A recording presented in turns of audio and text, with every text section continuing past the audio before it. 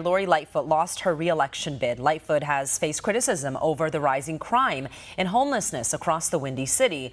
Now, she was the first Chicago mayor in 40 years to lose a re-election. Lightfoot has blamed her loss on racism and sexism, saying when asked by a reporter if she was treated unfairly, she said, "I'm a black woman in America, of course." And to talk more about this, I want to bring in Project 21 Ambassador David Lowery, a Chicago pastor. Pastor Lowery, thank you so much for being here. Do you think that Lori Lightfoot ever fulfilled her promise to the people of Chicago and the black community?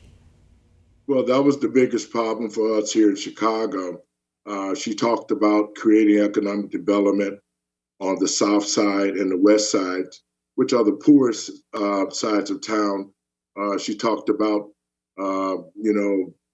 creating all sorts of different things so that even when the migrants came, she refused to put our homeless people into shelters. When it became down to the vaccination, she forced city workers and police and firefighters threaten their jobs.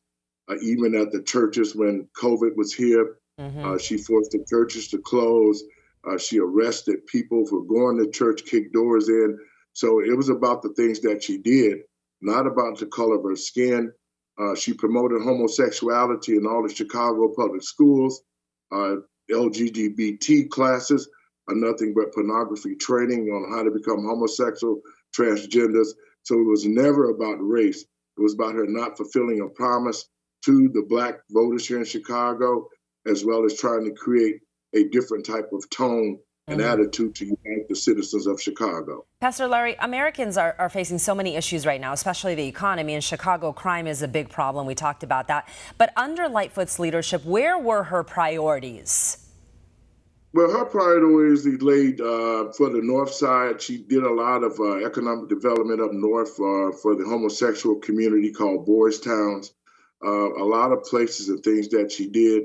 I want to give you a perfect example. We got $3.5 billion from the governor here, and that money's missing. The taxes are going up 4 to 5 times. So it has been a lot of lying, cheating, and misinformation that she was giving the Chicago voters, especially on the west side and south side where black voters was.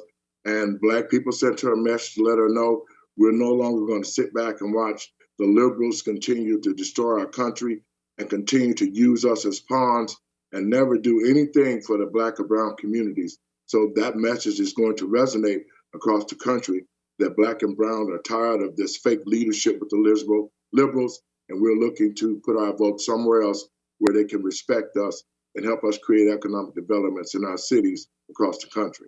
Well, New York's Mayor Eric Adams, he came out saying, Lori Lightfoot's loss should serve as a warning sign for the country. What do you think about that? Well, I would like to tend to say so, but really it's a wake-up call for the Liberal Party that black people are tired of being lied to, being used. Crime is at an all-time high, no economic development. Planned Parenthood, 58 billion babies aborted in the womb. I mean, Planned Parenthood is like McDonald's in the black and brown communities. So she never lived up to anything.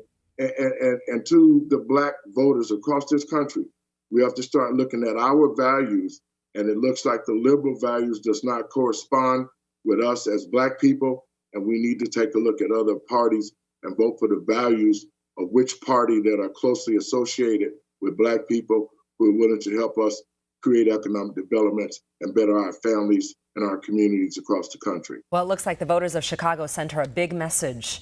Project 21 Ambassador David Lowery Jr., Chicago pastor, thank you so much for joining us.